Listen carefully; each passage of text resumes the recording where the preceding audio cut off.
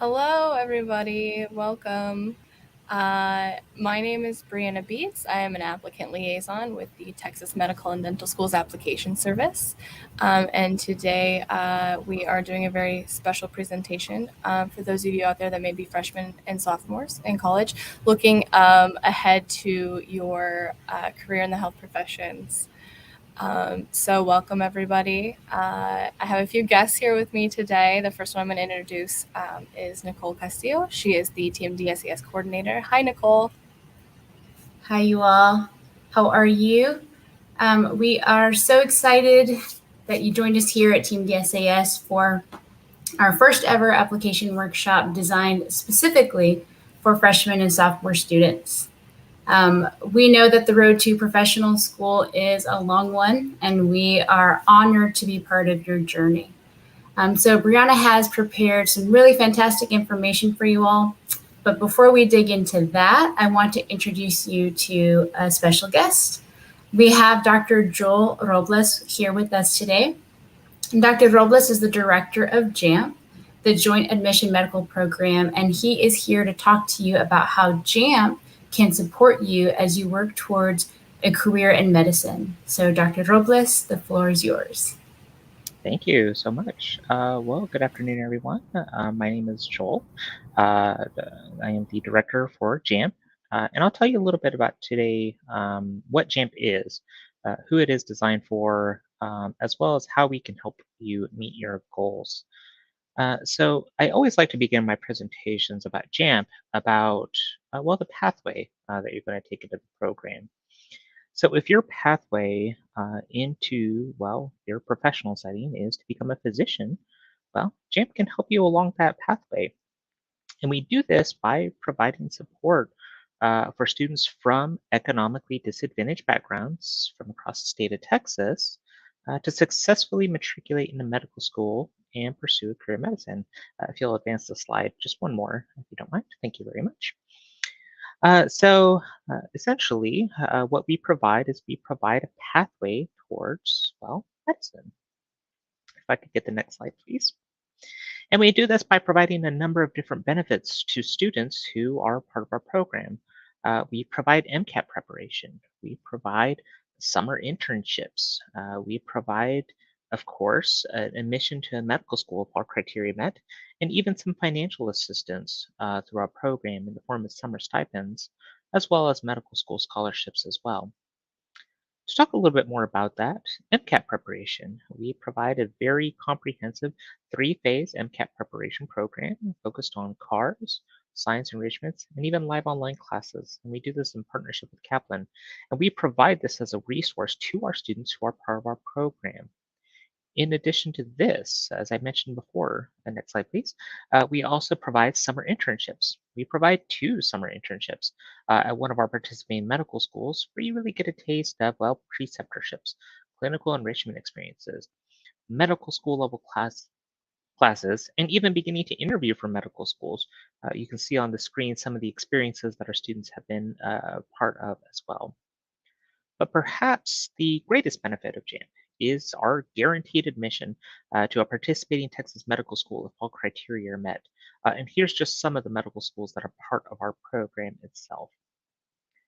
Now, if all of this sounds of interest to you, if you're saying, wow, this sounds like a really good program where I can get into medical school, I understand that I can get a lot of benefits from the program, and JAMP can really help me get to being a physician, there are 2 pathways into JAMP.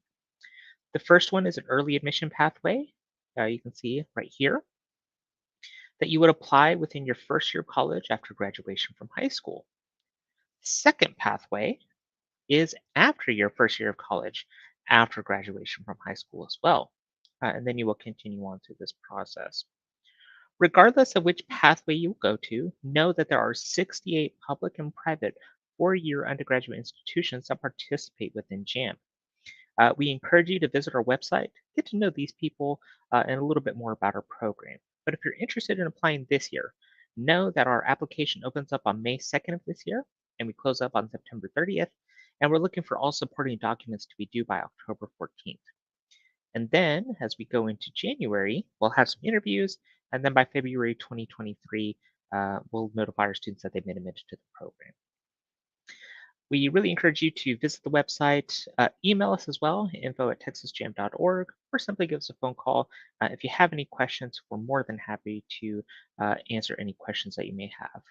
That's my brief presentation. Nicole, I'll kick it right back over to you.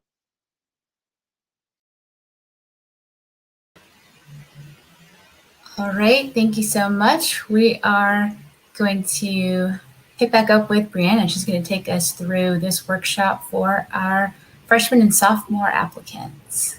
Awesome. I just remembered, though, I have two quick things to talk about with everyone. First, I just want to let you know a little bit about how this workshop will go with us on this platform.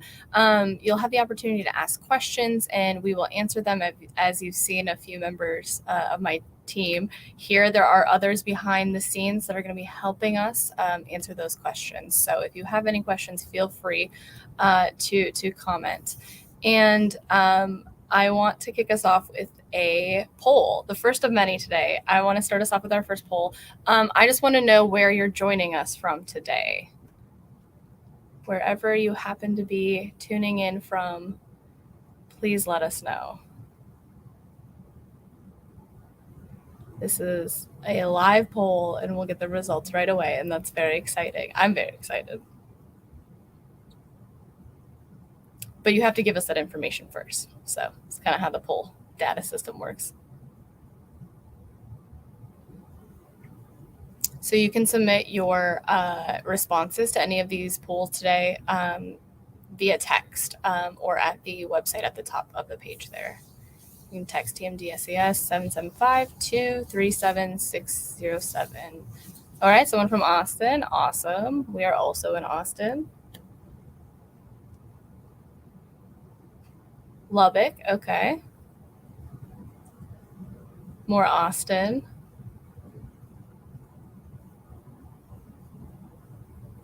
We got Houston in there as well. All right. Dallas. Our numbers are growing here. Okay, well, that's a pretty good cross-section of Texas, so we'll take it. Atlanta. Okay, welcome. Awesome. All right. So welcome, everybody, wherever you're coming from. We're happy that you're here and that you're joining us today. We're going to move on from the poll, and I'm going to talk to you a little bit about our mission to serve you. So the Texas Health Education Service supports advisors in the pre-health community in reaching and empowering inspiring dentists, physicians, podiatrists, and veterinarians with educational resources to enhance their preparation for a career in the health professions. So that is the Texas Health Education Service part of our mission. And then TMDSAS is the Texas Medical and Dental Schools Application Service. And that's the central organization through which participating member institutions, unite to foster the success of aspiring dentists, physicians, and veterinarians, and podiatry as well. TMDSAS achieves this through leadership, personalized support, education, and communication. And in talking about the TMDSAS mission statement, I just wanted to point out how we work between applicants and the schools. So we are upholding those important decisions made by the schools about what they want to see from applicants and what they want in the application and those sort of guidelines.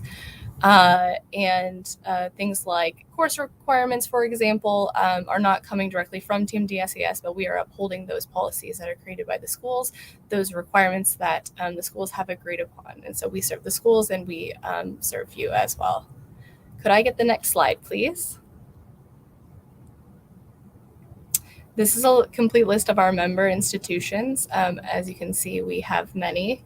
There are on this list 14 medical schools. There are 4 dental schools, 1 school of podiatry, and 2 veterinarian schools.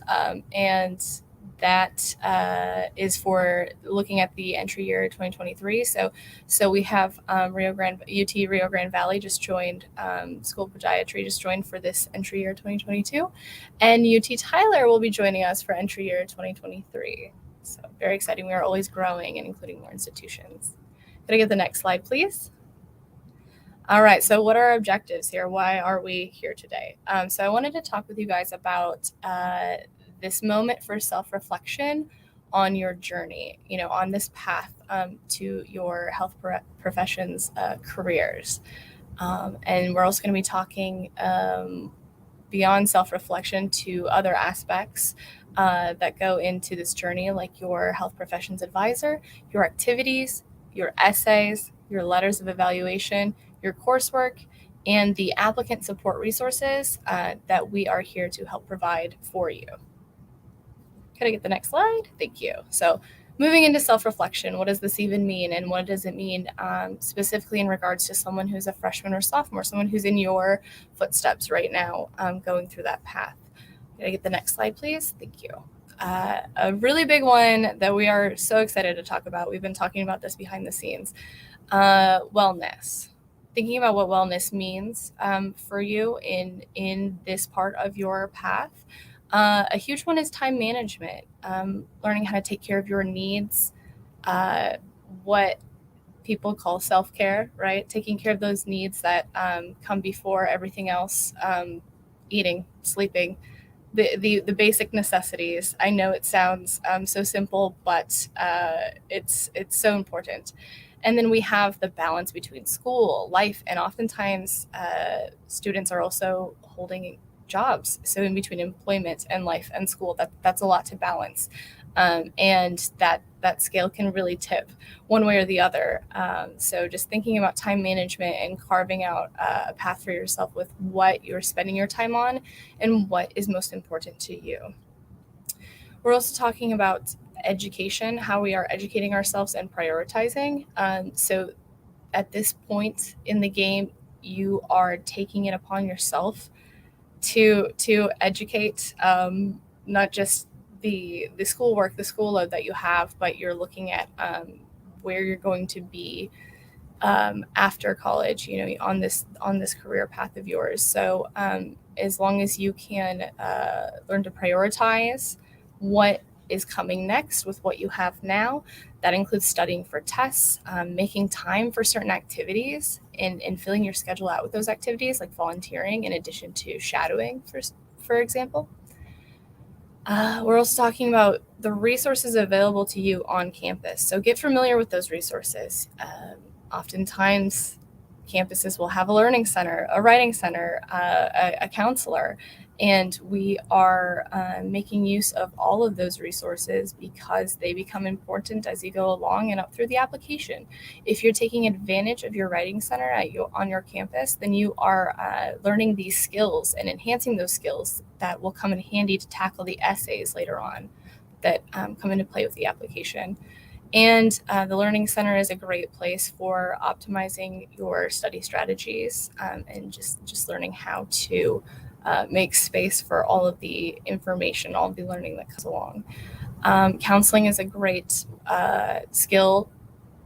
Yeah, I'm going to call it a skill.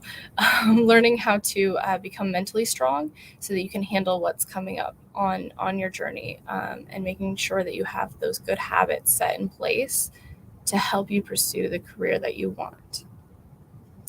Thank you. So in thinking about prioritizing time, we want to look at a timeline here.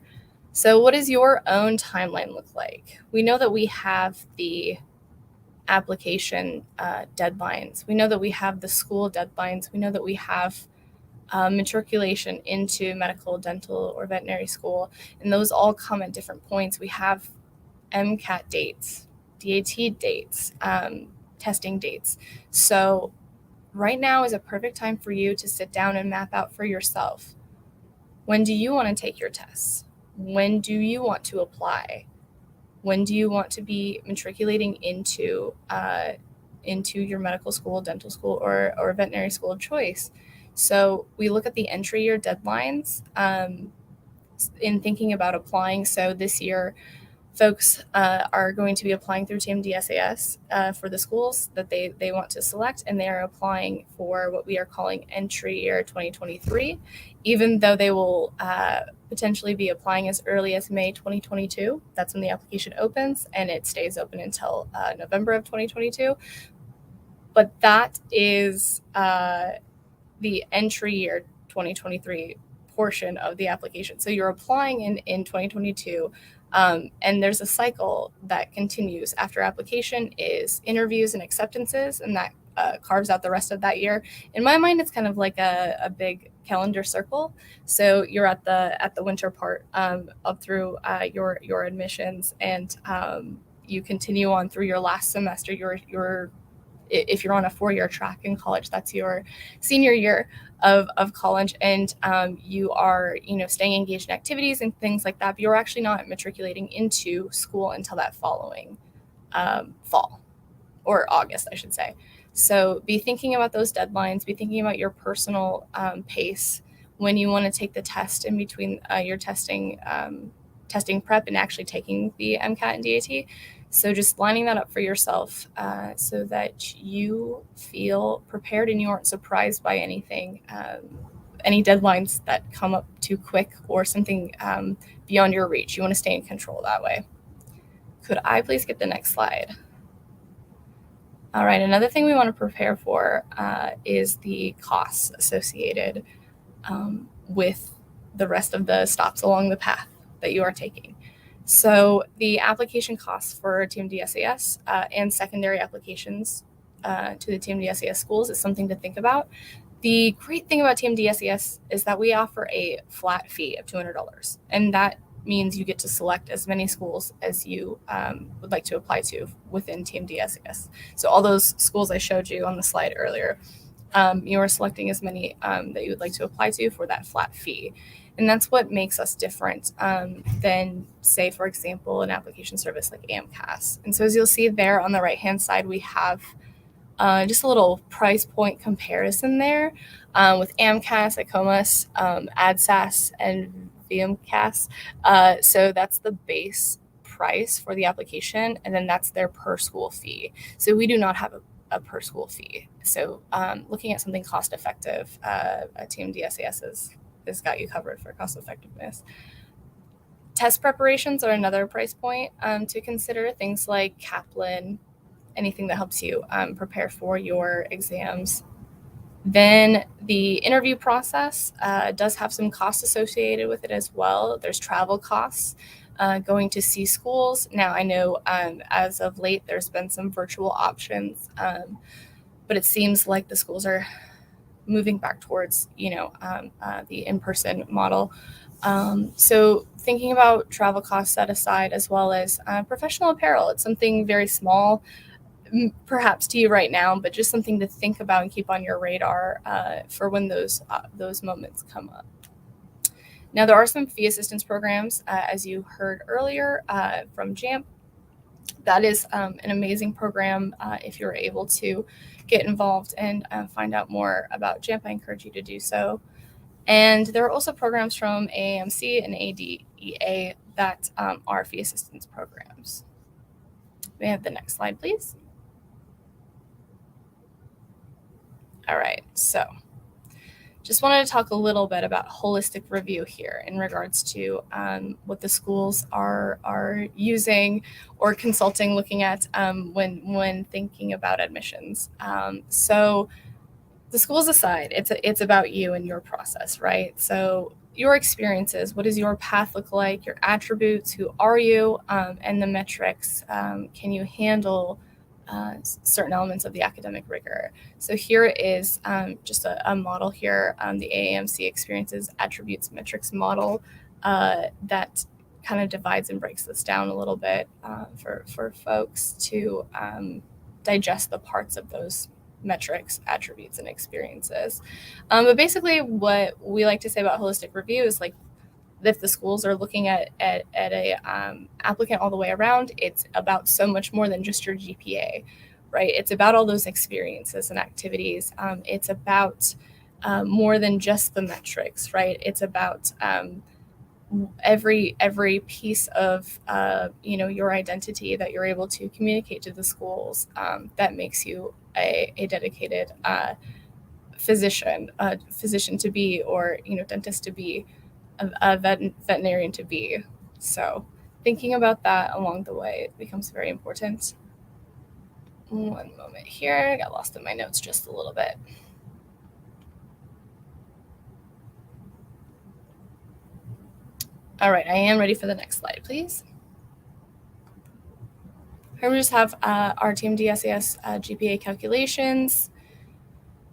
So these are just looking at our GPA trends here. I can actually move past this to the next slide and on to our dashboard. So this is new for TMDSAS. We have a statistics dashboard. This is just a snapshot here, but I'm actually going to switch over. My team is going to help me switch over to the live dashboard online, and we're going to take just a little look at that. So this is a new tool that I encourage you to use if you are curious about finding that data and how you stack up, how you compare with average academic data, and location is on there, I know, as well. You can there's a bunch of different variables that you can go and plug in to find that out for yourself, and that is on the TMDSAS website. So I encourage you to use that tool. It's available to you.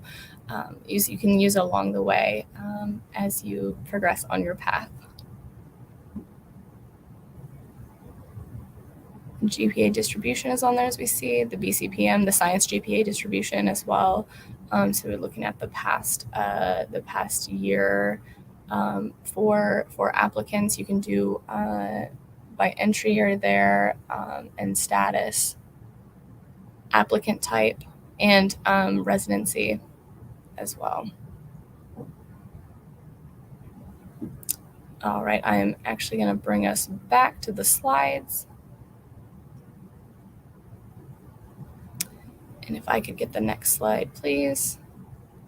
We're going to start talking now about the relationship that you cultivate with your health professions advisor. Get the next slide, please. Thank you.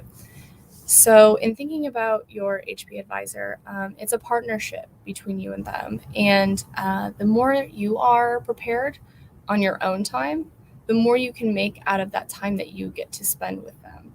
And depending on what your school is like, that could be a limited amount of time. So taking advantage of that time by doing some research on your own, which goes back to our time management. If you're using other resources and you're looking into the steps that you're going to need to take down the road, then you can ask questions to your HP advisor about those steps that you're going to be taking, and they can help you get there. In doing that research, we encourage you to check out Inside Health Education, which is an awesome resource that is offered by Texas Health Education Service. We have podcasts, videos, something called the Newsroom, which has multiple articles. I just pulled a sample article here, putting the AP in your application. There's all types of articles that may apply to you as early on in this journey as you are in your freshman, sophomore year.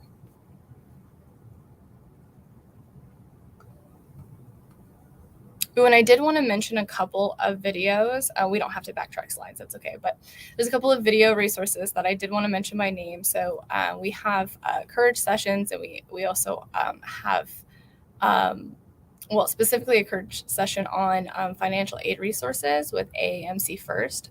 So if you were to go visit Inside Health Education, you could search for that Courage session. And there's a whole series. The videos go into great depth, and they're usually including folks from the schools themselves talking directly to a member of the Texas Health Education Service staff. So your activities. Moving on to your activities. There are a spectrum of categories included in your activities. So this is not a list that you need to, write down verbatim, but just something to think about. Your experiences, your achievements, your planned activities being the things that you have planned between the time you apply and the time you matriculate into professional school. So just keeping a list of what you are doing or the types of activities you'd like to be involved in. There is a place for description and hours and things like that. And you select the best category within the application when you get to that point. But since you're not to that point yet, we don't have to worry about that. All I really want you to worry about is that whatever you are doing, there is room for every activity. So whatever activity you're involved in, as long as you're engaged and you stay engaged with it, and it will propel you towards your prospective career. Because if you care about it, the schools care about it. If it's important to you, it's important to the schools. So instead of thinking of it as a checklist that you have to mark off as you go, you can think about it more like, here are the activities that I enjoy being engaged with, and you get a chance to show that to the schools, why it matters to you. The most important part is to stay engaged. Next slide, please. So the chronology of activities is something that is built out in the application. And it's built from all of those activities you list, and it basically creates a different type of timeline. I know we talked about your personal timeline before. This is kind of a timeline that is mapped out for the schools, and that timeline accounts for all the time between high school graduation and your matriculation into professional school. For veterinary applicants, that will actually be your high school activities through your planned activities into matriculation. But for all other applicant types, that's between high school and matriculation into professional school, and should not include any gaps longer than 3 months. And you do have an opportunity to review that chronology, so that you can account for all of that time. So keeping a list is great, but yeah, staying engaged with what you want to be engaged with is the most important part here. All right, next slide, please. Your essays. I'm sure it's the part that everyone loves the most. No, in all seriousness, the essays are so important and shouldn't be seen as intimidating, but more so as an opportunity, because they showcase you to the schools. So this is an important opportunity to showcase yourself. We have the personal statement. Ooh, I'm realizing I missed a couple polls. That's okay, guys. We'll catch up. Okay, I have a very important poll I would like to ask now. I would like to know why you want to pursue this pathway. Whatever journey, whatever path you're on, whether that is to be a physician, dentist, podiatry, veterinary, then I just want to know, and I want you to think about why you want to pursue that pathway. Again, you can just text that number up above, or you can visit the website. Okay. Past health experiences, whether they're positive or negative or in between.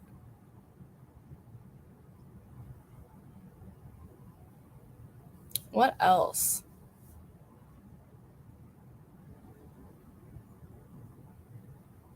Oh, come on. I know there's more than that. Okay, here we go. I love creating a positive change in people's lives. Awesome. Awesome. I'm going to take a sip of water so you have time to fill in these answers.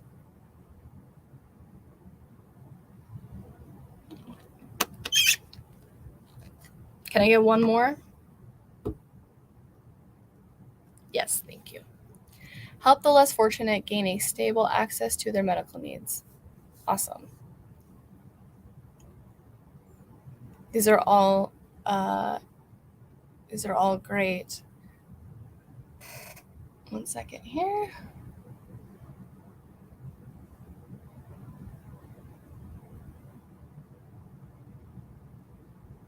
Okay. So I want you to remember your answers, whether you submitted to the poll or not. Hold on to those. They're going to become important to us. I would also like to ask another question that I should have brought up before, but here we are. What are some adjectives that describe a doctor, dentist, or veterinarian? So be thinking about this while we get our poll set up. I would love to know, especially in considering the pathways that you are on. What are some adjectives that describe a doctor, dentist, or veterinarian in thinking about those careers that we're reaching for? What are some of those adjectives that come to your mind?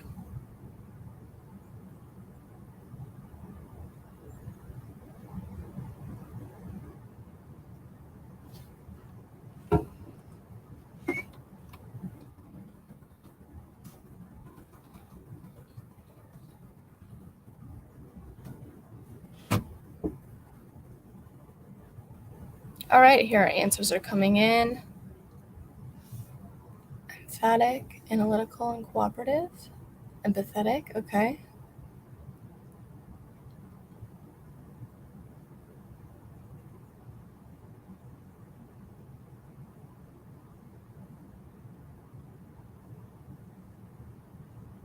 Empathetic, yeah, that comes up a lot.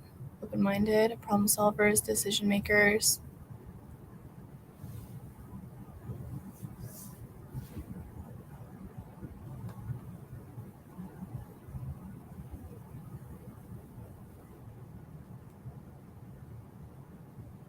Yeah, empathetic came up a lot. That's interesting.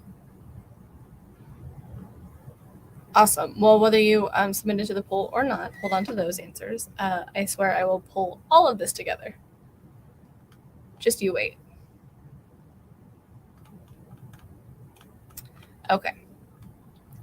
So if I'm going back to my slides, I am talking about essays here and why, how we're showcasing you, this opportunity to showcase yourself in your essays. So before diving into the separate essays here, I just wanted to take a minute to talk about inspiration versus motivation. This very interesting idea that inspiration is more of a moment in time. It may have informed your opinion on something, a certain experience. For example, someone had mentioned PreHealth experiences. And that's why I said, whether they're positive or negative or in between, it's something that stuck with you for a certain reason based on that moment in time. Now, if that is something that inspires you, inspiration is good, obviously. It can help fuel us. But what we're looking for here in thinking about your essays is something that goes beyond inspiration, which is motivation. Motivation is something that continues to feed your goal, to feed into your goal in a long-term way. So it's that if we're going back to the answers for our poll on what a doctor is, it's one of them was decision maker, right? Empathetic, decision maker.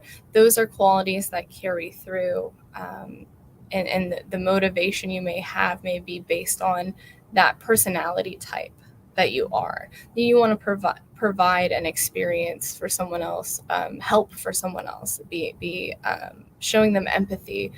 Then you are much more motivated in thinking of that as your propulsion through your career, because you're going to have really hard days, nights, late nights studying for a test, and that one moment of inspiration may not be enough to carry you through that, but some sort of continued motivation that's feeding into your goal, that you want to be a helpful, empathetic person in the world. That's something that's a little more long-term. And of course, we all have our own stories and we all have our own details that go into that. So what's your reason? Why do you do what you want to do? If we're talking about helping others, why do you want to help others? Why do you like that empathetic nature to see what's going on with someone else?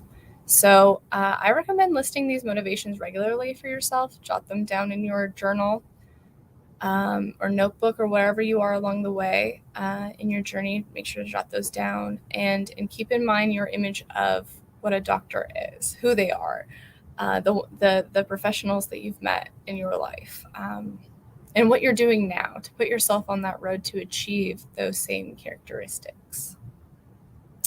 So in addition to, actually, if we could back up just 1 second, I'm going to go into the personal statement here.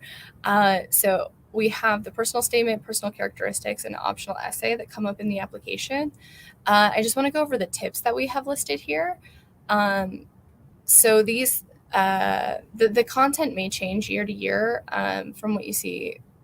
It might slightly change, but these tips are evergreen. So if you're using for your personal statement when you're talking about your motivation, if you're using that STAR technique, the situation, task, action, result, as a methodology for crafting your outline in your essay, then that can be a very effective way to communicate your motivation to seek a career in dentistry, medicine, or veterinary medicine.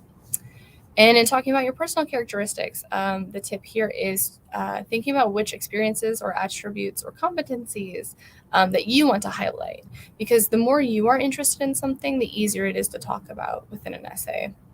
And again, it's not checking off a list of what the school would like to see, but it's you demonstrating who you are to the schools. And then the optional essay there, that's just your opportunity to address the admissions committee even further. All right, next slide, please. Your letters of evaluation. Awesome. So your letters of evaluation may come up on you quick at the time that they're needed. So in thinking about what you can do now as a freshman or sophomore in college is developing relationships with evaluators who can speak to your attributes. Developing relationships with those professors or advisors or HP committee members, physicians you may be shadowing. If you're working on developing relationships with people that you can call upon to write those letters and who know your story and speak to your experience, then you are going to be you're going to be set. The other reason we encourage you to have a working relationship with your evaluator is because you may be on your own timeline, like we'd mentioned before, and you need to get your application in at a certain point. That's on your timeline. You've decided that you need to, according to your steps that you're taking on your path, your timeline is established, and you need to get your application and then your letters in a certain time frame.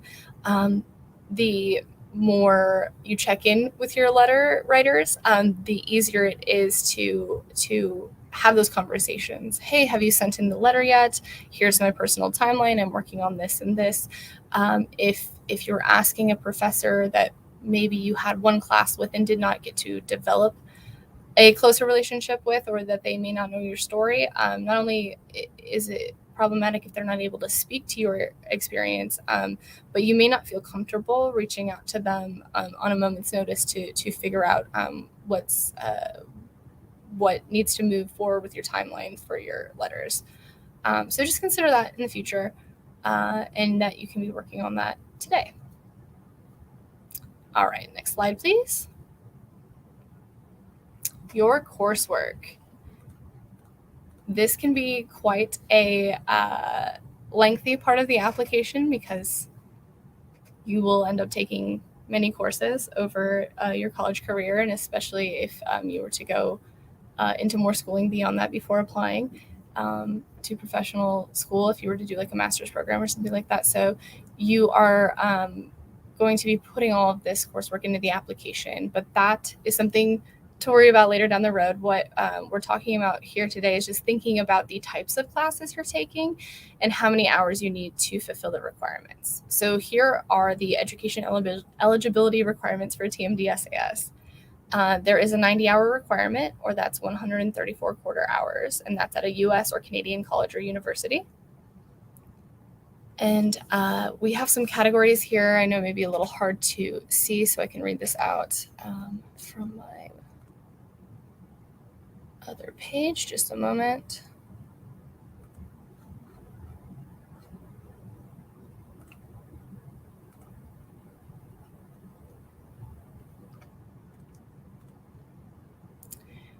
So this prescribed coursework here, you're seeing biological sciences, organic chemistry, your general chemistry and biochemistry, physics, English, and statistics. So these are the core that the schools, are looking for certain hours to meet. Like biological sciences is 14 hours. Still can't see my slide. 1 second. Here we go. Okay, so that's 8 hours, 8 semester hours of general chemistry. That's 8 semester hours of organic chemistry, 3 semester hours of biochemistry, 8 semester hours of physics, and 6 semester hours of English, 3 semester hours of statistics. So if you're keeping that in mind and speaking with your HP advisor, then you are taking the courses that you need to meet those requirements.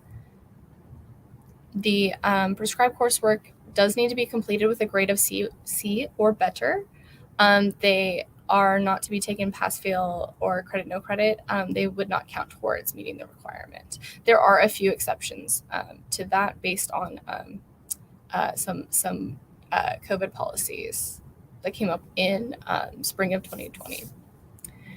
And courses for non-science majors or health careers majors, such as, for example, the allied health sciences, may not satisfy the required coursework. Again, this is why it's very important to consult with your HP advisor. And then just as a footnote, the GPAs that are used within the TMDSAS application, there from your coursework, there is an overall GPA being pulled and then a BCPM GPA, which is your science GPA. All right, can I get the next slide, please? Again, just consulting with your HP advisor to determine if you're taking the courses currently or if you're planning to take certain courses, if those courses will meet the requirements for the TMDSAS schools. So you can also visit our website for a little bit more information about those coursework definitions. Next slide, please. Awesome. So we have our TMDSAS applicant support resources. We have a very special application guide that takes you as the applicant through the application with instructions, notating our policies, and other support resources. So this is something that you're going to see on our website come mid-April. We previously had the application handbook, and we're just shifting more towards a different style with the application guide, which I think you'll find very, very supportive as an applicant going through the process. Next slide, please. The TMDSAS website is a great source for information. And you can find contact information there. You can find information on our member schools. There are some FAQs on there and some banner messages. The most relevant information and news can pop up there as well for current applicants. Next slide, please. I mentioned earlier the Inside Health education resources that are available. The newsroom is a huge part of that. The newsroom is this place where you have all these amazing articles that are very helpful. Some of them are tips. Some of them are directly helping with application concerns. Some of them are more applicable to you on this step of your journey looking ahead. So I definitely encourage you to visit Inside Health Education, look at the newsroom. You can search by subject. Just take a look around there and see some of those articles that have been published. So TMDSAS support holds office hours. These are really great videos that detail Q&A sessions hosted by our support staff, and they're addressing things that come up frequently throughout the cycle. So if you have questions about that application process in detail, they go through a lot of it. It's very, very helpful support. Next slide, please. Speaking of TMDSAS support, if you have any questions after today's workshop, because you probably will, there's so many questions and they cannot all be answered by me.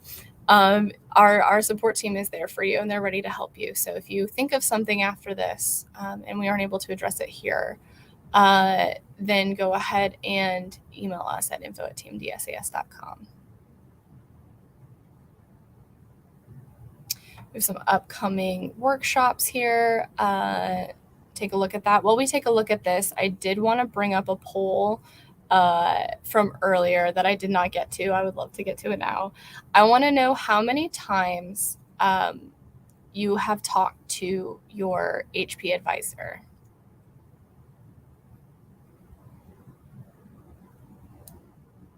So we have a couple options here. Never, 1 to 2 times, 3 to 4 times, or 5 or more times. Of course, this will make a little bit of difference whether you're freshman or sophomore, but all right, answers coming in. 1 to 2 times. Okay, cool. That's better than never.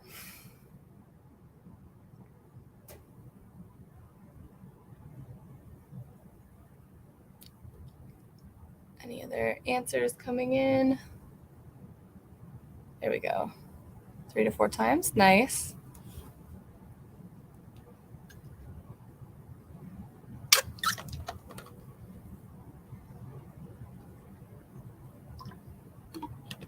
Looks like most of us, it's 1 to 2 times so far in your college career.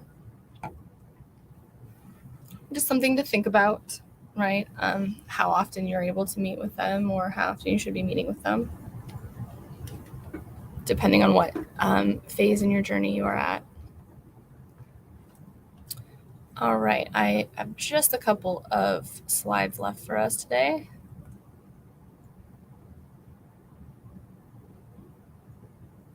So we talked about the workshops that are upcoming. We also have some panels with the schools. So these are panels where admissions committee members from the dental schools will all be on, a panel answering questions and talking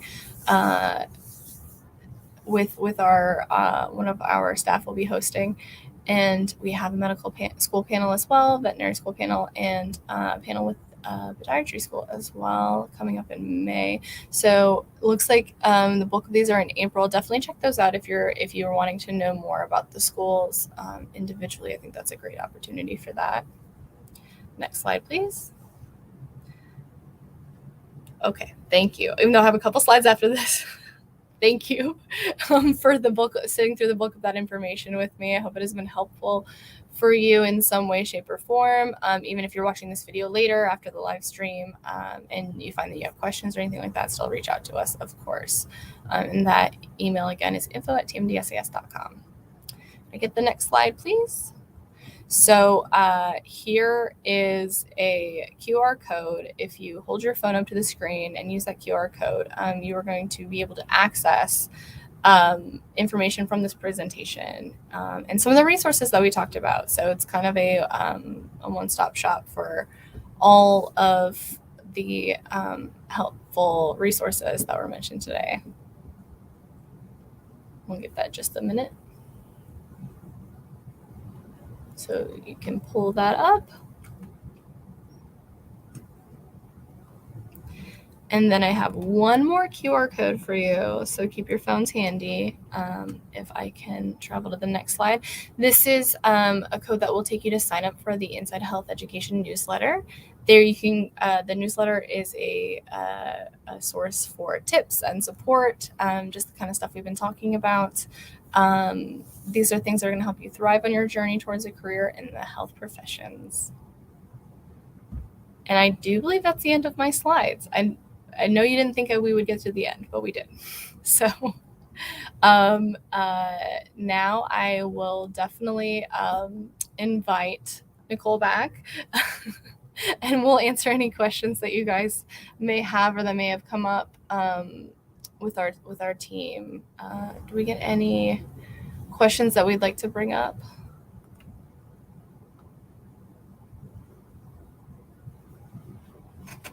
Okay, before I try looking at specific schools, is it known that some classes should not be taken online? Okay. Oh, Nicole, you are muted. Oh, thank you. I didn't realize that until just now. So we've got a question here, and it is about coursework, and it disappeared. So should not be taken online, and is core curriculum classes taken online not seen in a good light? Okay, so we're talking about online classes for that core curriculum. Yeah, so that's a great question. And honestly, there's a couple ways to look at this, right? First and foremost, the schools understand that maybe for the past couple of years, or at least a few terms, online might have been the only option available to you at your school. So these courses are definitely accepted. But it would be wise to take a look at the individual schools that you do plan to apply to see what their attitude is, because there might be some courses where the schools might feel if this course is taken online, shows that the student may be, competent in an area, but isn't necessarily the most competitive approach. If for example, an in-person course was available, but the online option is what was taken. Also, there might be some courses, for example, labs, where maybe you don't have the same experience. You wouldn't have the same experience online as you would in person. So there's really no prescribed path, if you will. All of your coursework will be accepted as long as it is taken at a regionally accredited institution. But this would be where it's wise on the applicant's part to go ahead and do their research ahead of time to see what the attitude is for each institution that they plan to apply to. Awesome. Yeah, that's a great question. Thank you, Karen, for asking that question. So I just want to reiterate that you can share your questions in the comments, and we would be able to address it right now. So if you have any questions, just go ahead and drop them in the comments, and we are here to help. Absolutely. And Now, as those questions are coming in, oh, sorry, you know me, I love to talk, so. No, I was going to ask you to talk more, actually. I was going to ask you if there was something vital that I missed in my information that is a piece of advice you would give to folks who are freshman or sophomore year.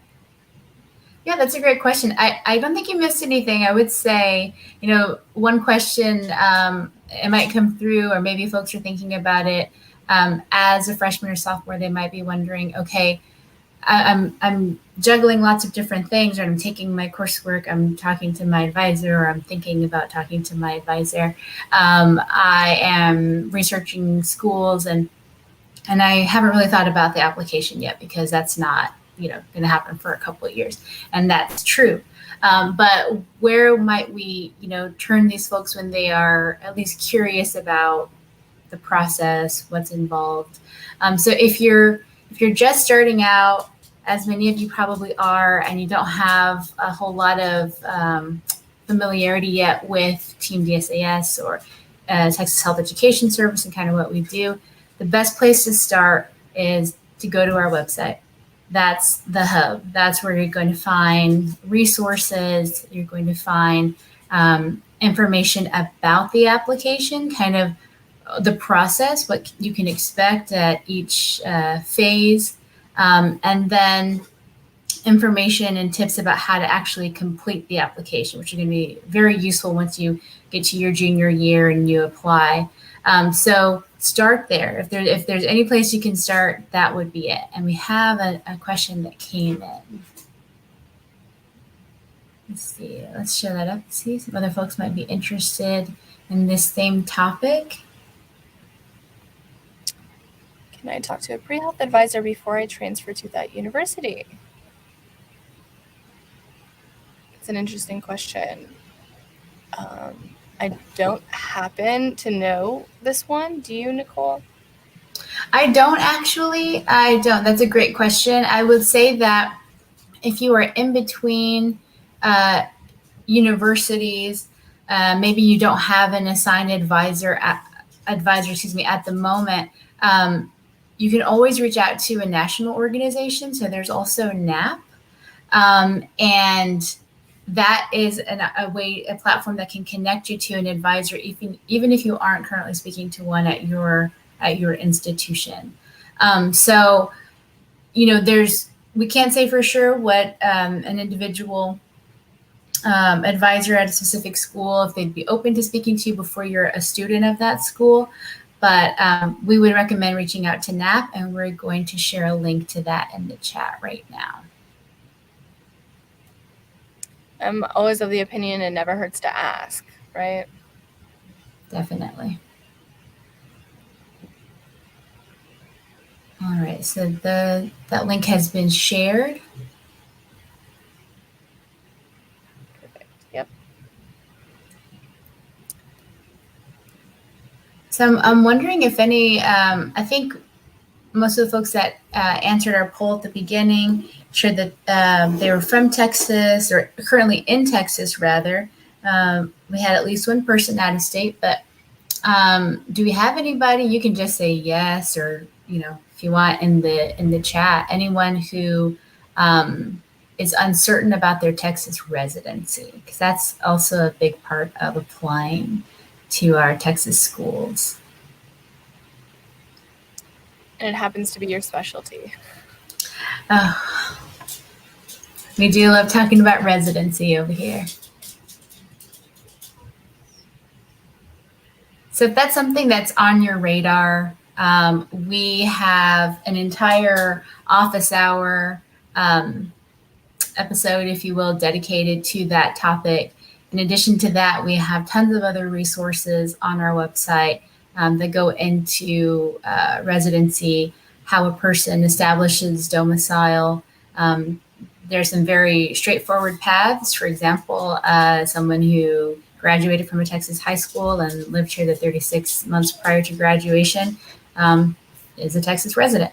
That's pretty cut and dry. But then there are some other ways that people can establish domicile.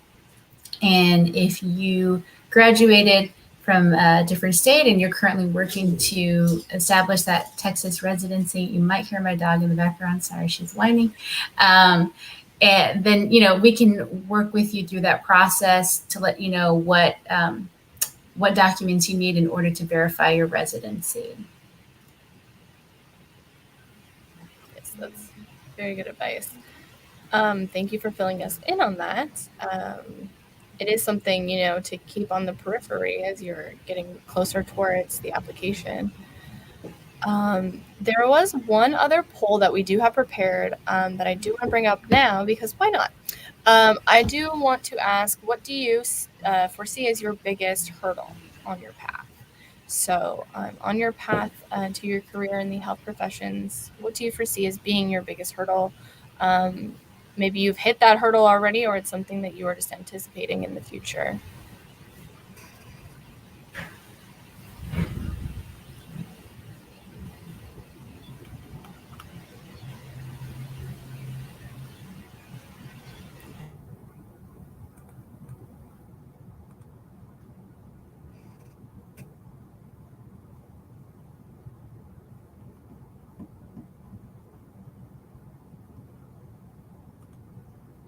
Oh, great. And we do have the link for that office hours session on residency. That is now in the chat below.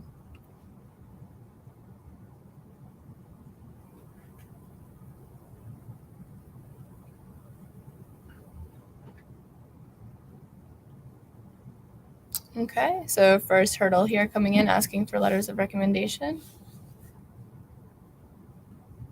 Being competitive enough, deciding whether to take a gap year or not as well. Okay, yeah. So all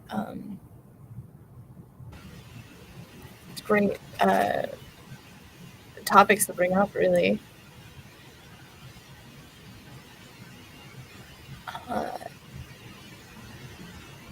So hopefully we've demystified asking for letters of rec a little bit, right? If you start investing in your letter writers and your relationship with them now, hopefully it's not as big of a hurdle when that time comes.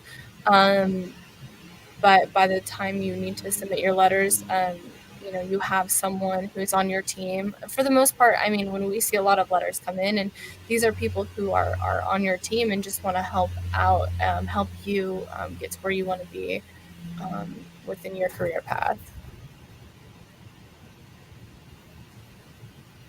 Absolutely. And we've got more sessions coming up.